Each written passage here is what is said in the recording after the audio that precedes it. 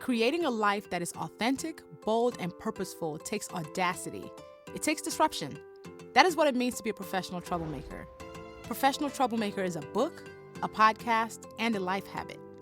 I'm your host, Luvvie Ajayi Jones, bestseller of books, aficionado of authenticity, and sorceress of side eyes, here to bring you conversations with world movers and change agents who have gotten where they are through their tenacity, their truth-telling, and commitment to making good trouble. From time to time, I'll even do deep dives on topics that are on my spirit. My hope is that this show compels you to do big things in a world where we have so much to fear. Let us loan you courage. Listen in. This week, I am so excited because my third book, Rising Troublemaker, A Fear Fighter Manual for Teens, is out now and available wherever books are sold, in hardcover, ebook, audiobook. And I wrote this book for teenage Luvvie. I want to tell her that what made her different is her superpower, and that I know she wants to help people, but being a doctor was not how she was going to do it. She don't even like hospitals. I want to remind her that she doesn't have to carry other people's dreams, and that hers will unfold in ways that she could have never imagined.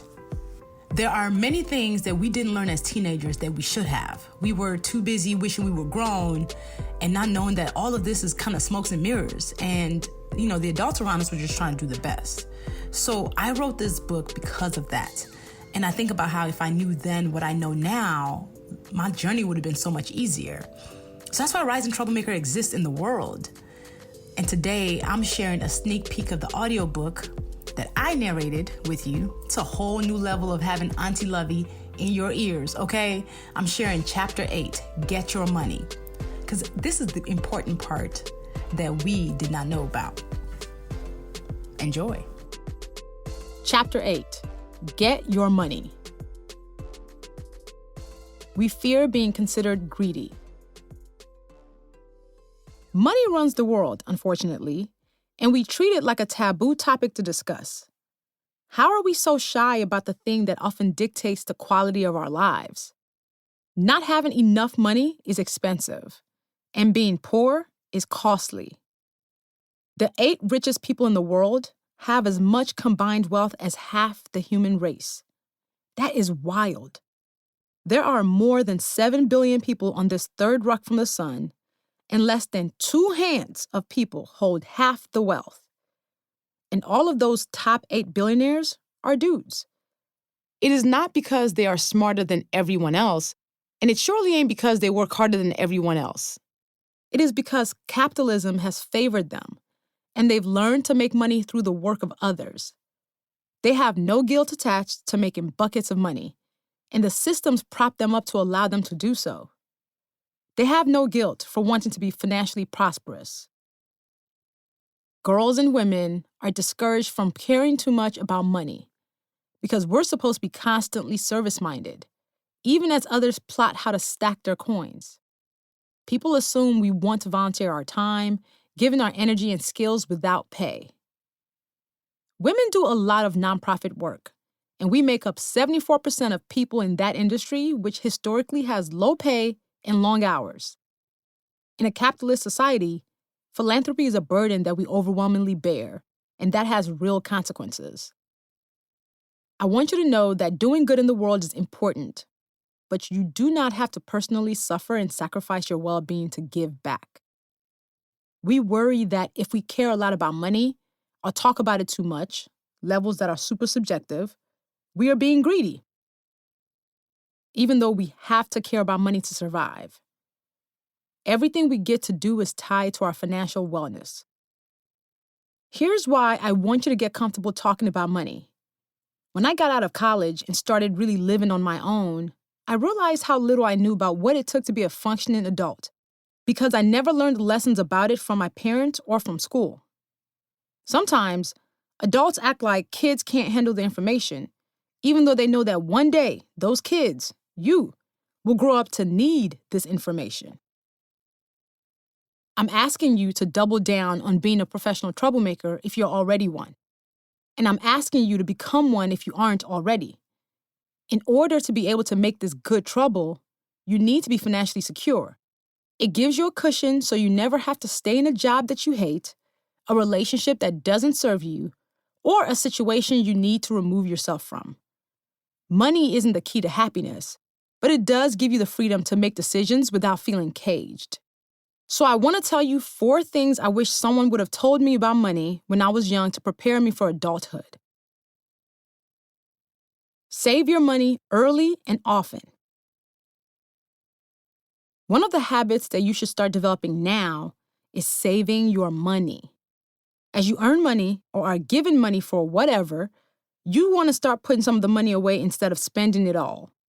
Your savings, which is a pot of money you have collected, is important because it plans for the future and plans for the goals you have. It means that you have a reserve somewhere you can tap into. Your savings can be for emergency purposes, or it can be an intentional pile that goes towards something you really want. Could be shoes, could be a gadget, could be a trip. How you save your money is by constantly living below your means. It means that just because you have $20 doesn't mean you spend all $20. You can spend $10 and save $10.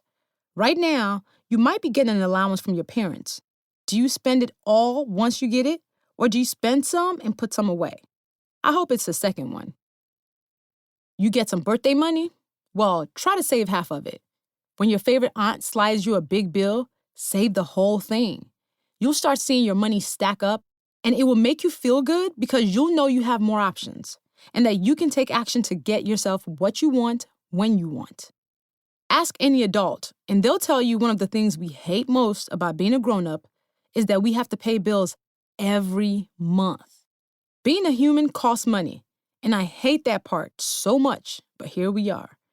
A savings account is important to have so you have backup in case you lose your job or some new bills pop up that you didn't expect. I call my savings my freedom fund. The freedom of choice is powerful, and that's one of the first steps to having it. Grow your money. When you start saving your money, you can leave it in a bank account. So if you put like $1,000 in the account, it will pretty much stay $1,000. You lose nothing technically, but your money should actually be growing, not just sitting there. This is where investing comes in. Simply put, investing is putting your money into something that you think will be worth more later. So as that thing increases in value, so does your money. You can invest in stocks, bonds, or even real estate. To buy a stock is to buy a share, a piece of ownership of a company. So for example, I could buy a share of Facebook today, betting that in 1 year, that share will be worth more money. On average, the stock market gets you an 11% return every year.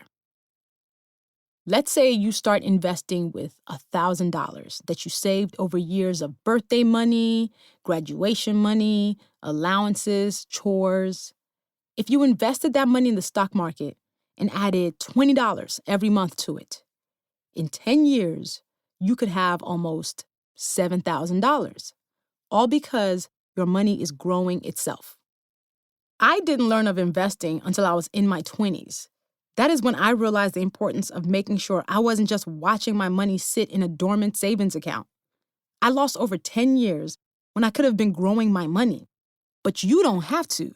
You can start investing even with $100. One thing to keep in mind, investing is a long-term commitment. Don't put the money you will need in 3 months for those shoes in a stock. You aren't giving it enough time to grow. So if you will be needing to spend that money sometime soon, keep it in the savings account. But if you are committed to this lifelong habit of watching your money grow, invest it. There are lots of books that go deep into this topic, but I want to put this bug in your ear so you can start thinking about when you would want to start doing this, when to have the conversation with your parents, and how much you'd like to start with. All right, y'all like that little snippet of chapter 8? Y'all is dope.